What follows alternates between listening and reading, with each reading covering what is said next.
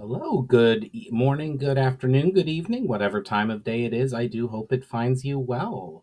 My name is John, and I am an author, and I hope you are all having a great day and have a moment and grab a coffee or a cup of tea, to enjoy another Storytime Thursday, where I'm going to continue my reading of my first book, The Shadow of the Past. Um, and we're today reading chapter 3, Farewells. Valinar was walking stiffly from the jaunting pace of the Filtar as he entered Gairata on the fifth afternoon since his sudden departure. 5 days that seemed like a lifetime for all he had learned. The gate guards were so shocked by his sudden reappearance that they made no attempt to bar his way as he strode past. He made his way straight for the chamber of the Ha'atha, where he knew Thoros would be at such a time of day. Every elf that saw him stopped and looked at him with mouths agape. Clearly, the story of his sudden departure and his intended destination had made its rounds through the city. They most likely had already assumed him dead before he had even gotten halfway to his destination. For his part, Valinar took little notice of the other elves as he navigated his way through the ramps and ropeways that led to the center of Gairatha. At last he came to the large Etru tree that stood at the center of the city, within the branches of which the chambers of the Ha'atha had been built countless years ago by Tharas's forebears. Valinar strode through the door of the front chamber without even pausing to announce himself. His sudden appearance made all the elves in the chamber jump to their feet and led some to exclaim their surprise that he was still among the living. It was Tagatha that regained his composure first, and upon doing so, he advanced upon Valinar with obvious anger. How do you dare? How do you dare come barging in here, little brother, after the trick you have pulled? Fumed the elf, pointing a finger accusingly at Valinar. Claiming to be heading deep into the forest, attacking two guards, and deliberately staying away for 5 days, letting us think you were dead. Much has been forgiven of you in the past, but this time you are not going to avoid punishment. Care you nothing for our feelings? We are your family, Valinar, and we have done much to help you and protect you, but this. Valinar felt a sudden pang of remorse at his brother's outcry, but retained his composure and said calmly, I did go deeper into the forest. In fact, I went all the way to the heart of Taranu, where I learned many things of grave importance. I regret having to incapacitate the guards, but they sought to prevent my journey, which I could not permit. And I am sorry for the worry that I've caused, but I felt quite deeply that I had to make the journey and knew you would not understand if I sought permission. However, if these explanations are not enough, I soon will no longer be any trouble to you, for I intend to leave Taranu, and it may be a long time before I return, if ever I do. Targatha was momentarily taken aback by this response and responded in a calmer tone. Leaving the forest? Why do you want to leave Taranu? This is your home and the home of your father. You baffle me, brother. What did you learn that put such resolve within you? I have never been as attached to this forest as you, Targatha, and though I have called it home for 283 years, it has never been a true home to me. Even have I yearned for knowledge of the lands that lie beyond the verge, and never have I felt out of place here, as well you know. I have learned some things about myself at the forest heart, and I have learned things about this Terra. I have learned that Sirana is in great peril, and I have been asked to stop it, as I may be the only one who has a chance of doing so. There are many things that I must do after I leave this forest behind. This response seemed to fill Targatha with both confusion and sadness. He paused a moment before inquiring, indicating the elder elf still sitting at the end of the table. But what about our father? Do you have any idea what you are leaving the forest will do to him? Valinar gave a deep sigh, knowing the pain his response would cause before speaking. I have some idea of what my leaving will do to Thoros, and for that I am sorry. However, he is not my true father. He is the only father I have ever known, and I love him as such for that, but his blood does not flow through my veins. The face of Targathep betrayed total shock at what he had just been told, and he said in a voice tinged with mounting anger, "What are you saying? Of course Thoros is your father. I know you have not always seen eye to eye, but how could you possibly—" "He speaks the truth," said Thoros, at last stirring himself in a tone of resignation. "I am not his father." At this, the Ha'atha beckoned for all the other elves present to leave the chamber. Valinar waited until all the others had left before addressing Thoros. "Please, my lord, I would have you tell me all." Thoros stared into the younger elf's eyes for several long minutes before nodding slowly and beginning to speak. "It was shortly after Omia, your mother, Targatha, was killed by the bite of a Shinzai. You were only 10 at the time. Much like Valinar does now, I wandered the forest on my own, giving myself over to grief and my thoughts of despair at the loss of my beloved. One day, as I was wandering some distance to the northwest, the verge of the forest, I happened upon a female elf, like I had never seen before, pursued by 3 armed men who were clearly hunting her. I only had a knife with me, but I nevertheless stood between the men and their intended prey and tried to fight them off. I managed to kill one of them with my knife, but as the other 2 were about to kill me, the elf maiden killed them with a spell of flame unknown to me. She collapsed to the ground, wounded, so I helped her up, and in the process learned that she was heavily with child. I took her to Greiratha, where she was cared for by our best healers, but they could not undo the damage wrought by whatever poison was on the weapon that had grazed her back. She gave birth less than a month after and died short hours later. It is my belief that she lasted that long simply out of force of will and a desire to see her son born. She named you Valinar, which she said meant warrior of the stars in the tongue of her people. After her passing, I took you in and raised you as my own." At the conclusion of Thros's tale, Valinar looked up and said, "Thank you for all the kindness you have shown me over the years. I can call you father more truly than if I were to ever meet my blood father, and I should do so for your act of charity all those years ago." Thras smiled warmly at his adopted son and said, "You will never meet your blood father. Yanira, your mother, said that the father of her child had been killed by the same men that pursued her. She said that the name of your true father was Lyar.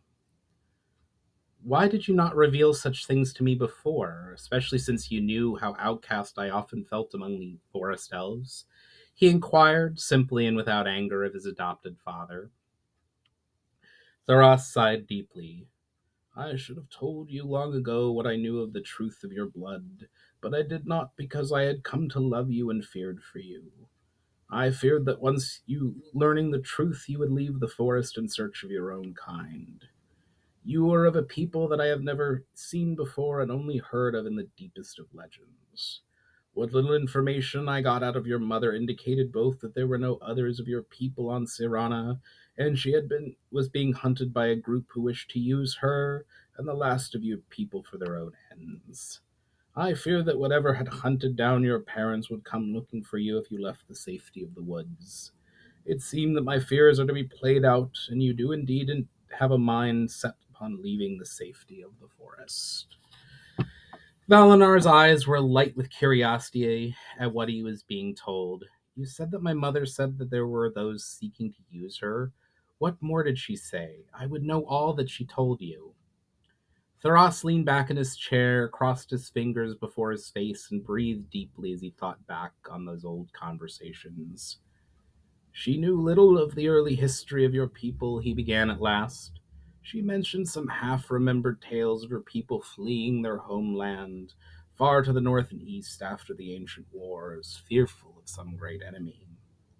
For generations they wandered the Terra, building small settlements for themselves or living for brief periods among other elven settlements. At last they came to Astrael and made a deal with the Dark Elves. They would trade protection and secrecy in the vast caves of that underground city for some of their knowledge in magecraft. Astrael rose and for 1,000 years was the cultural an artistic hub of the entire Terra, holding peaceful influence over half of it. Eventually, the Dark Elven rulers got greedy, and with the aid of some of your people, who either feared discovery and retribution, or as Yanira suspected, were tired of hiding in the shadows, they built great war machines to dominate by force.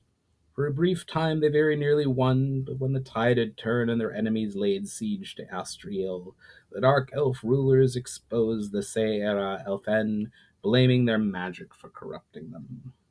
The citizens of Astriel attacked them viciously. Only a small handful got away and went to set up a small protected farm in a valley to the west of Toranu, and there lived safe and secluded for some time. What happened to them? One of the warlords, Theras said, to which Valinar nodded. How, Yanira did not know, but somehow one of the warlords, who have spent the last 500 years squabbling over the lands once controlled by Astriel, learned of their presence and sought to use their power as the Dark Elves once did. He sent a great force to capture them, which was destroyed by their power, but only Yanira and her pursuers survived that initial encounter. And the warlord?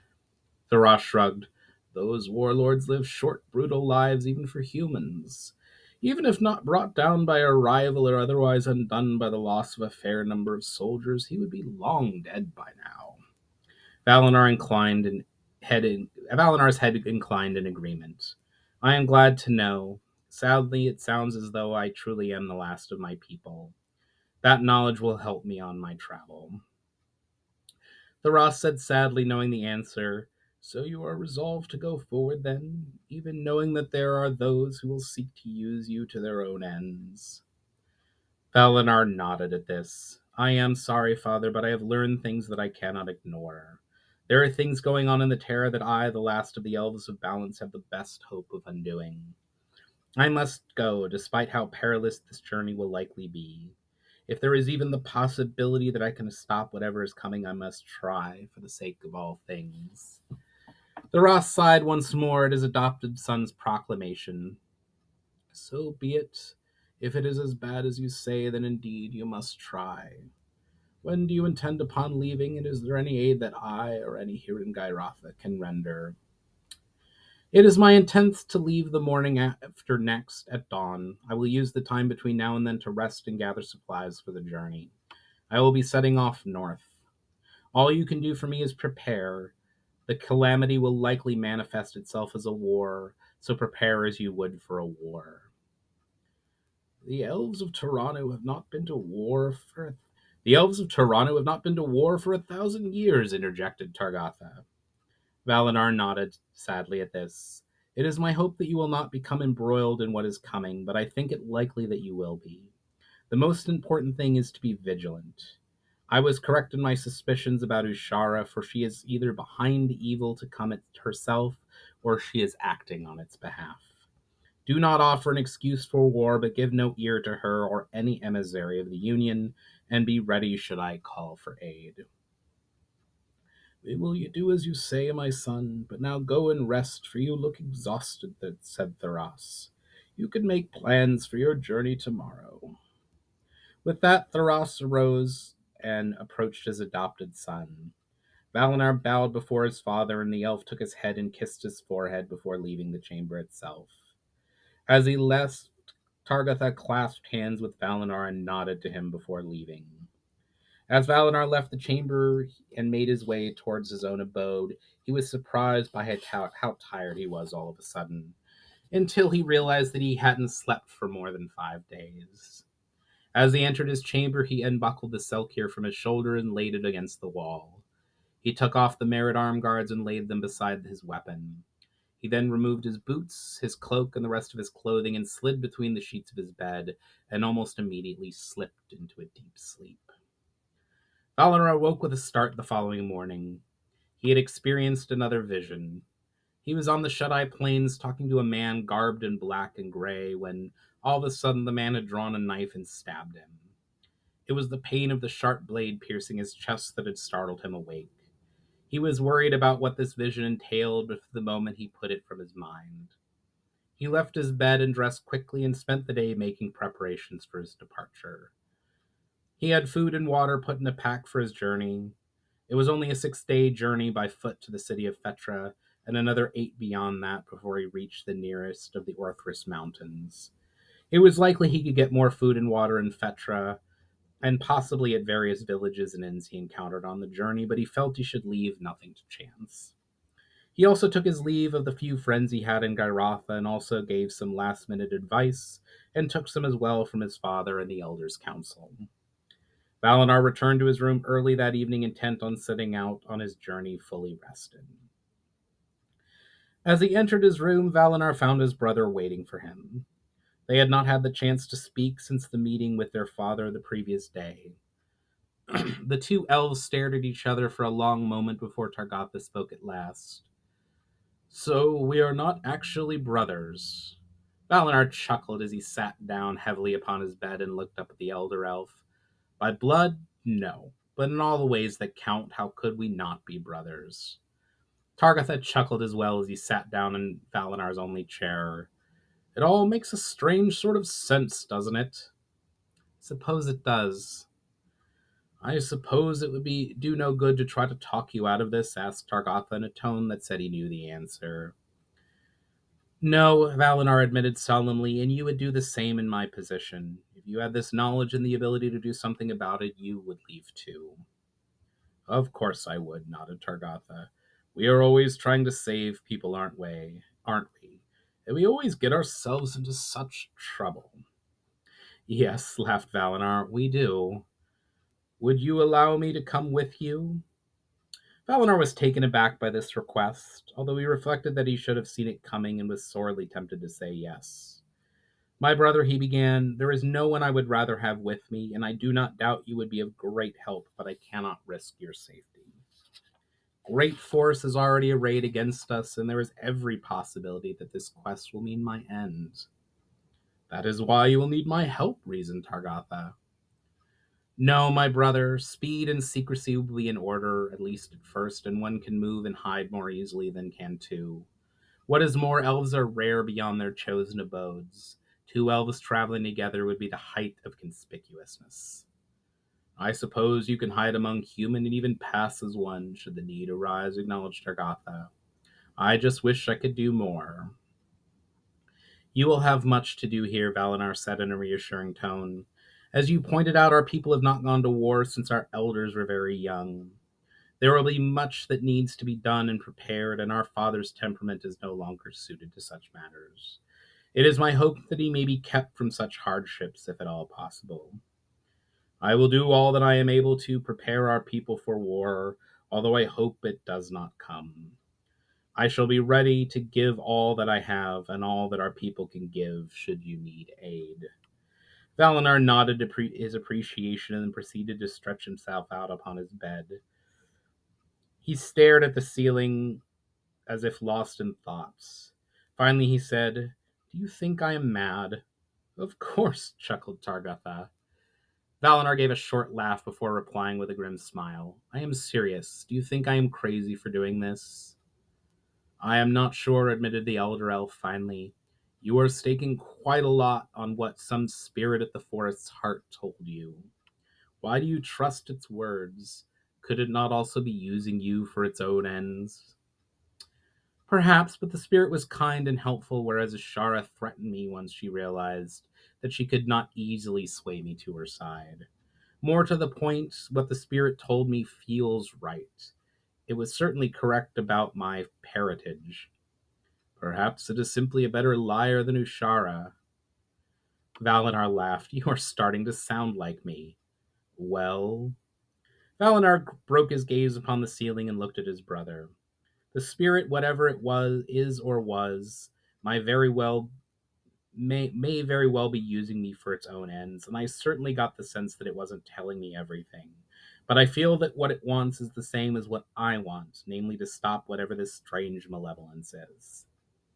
You know, I looked through the books of records for any mention of this Telmaran union, said Targotha. Traders have been bringing us rumors for several decades, but while some stories of But while some are stories of faraway wars, there is no evidence that this union is indeed as malevolent as you claim it to be. Valinar shrugged. And yet Ishara has something to do with it, and when I questioned her motive, she threatened me were I to interfere. That tells me that there is something more to this union. What do you plan on doing about it? I don't know, admitted Valinar. That is one of the main reasons I must leave. I need to know more about the Union and Ushara. So you can stop them? If I can, if they are even the problem. Something is hanging over Sirana, and my visions tell me Ushara is involved, but I know far too little. Perhaps Ushara and the Union are the threat, or perhaps it is something else entirely, and merely coincidence that they should arise at the same time. Are you scared? Asked Targatha, speaking slowly. Yes, said Valinar, quietly nodding his head. I have wished to leave this forest for so long and see the Terra, and yet now nothing sounds so appealing right now as staying here. Then why not stay? Valadar went back to staring at the ceiling before answering. No, the spirit was right. I am probably the only one with a chance of doing anything. I thought you said that it was not telling you everything. Yeah, I did not. It did not tell me everything, but there was a certain earnestness about it when it told me I was the only one, replied Valinar. Targatha smiled. You were going to leave anyway, even before going into the forest. Valinar nodded. Probably, even without the spirit's push to leave, there is still the matter of my visions.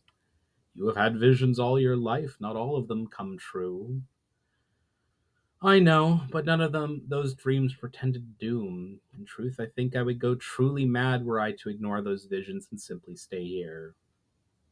Targatha smiled. Are you sure that I cannot come with you? You'll need someone to keep you out of trouble. Valinar simply shook his head. Clearly realizing that there was no point in continuing that line of questioning, Targatha rose to leave, and as he did so, he said, Good luck on your journey, brother. I have confidence that you will find the answers you are looking for, and I will be there for you if ever you need help. I thank you, my brother, smiled Valinar. Now it is high time that I rested. I have a long day ahead of me tomorrow. Go well and best of luck to you and to all of us. And may luck be with you, my brother, replied Targatha as Valinar rose to embrace his brother before the elder elf departed. With that, Valinar made his final preparations for bed and went to sleep. And that is the conclusion of chapter 3. I hope you enjoyed it. I would love to hear your feedback on the content of the chapter, my reading, any suggestions you have, etc. That would be amazing. It would also be amazing if you check out the book, The Shadow of the Past, or the second book I wrote, And the Sun Burned Red, which takes place on a different Terra, but in the same universe or creation, shall we say. They are both available on Amazon, and they are linked below. Also, like, share, subscribe. All of that would be amazing. Amazing for you to do, as well as my socials are down below. Love for you to follow me on there. But for right now, that concludes another Storytime Thursday. I hope you all have a wonderful day and have the opportunity to do or experience something creative, and I will catch you on the next one.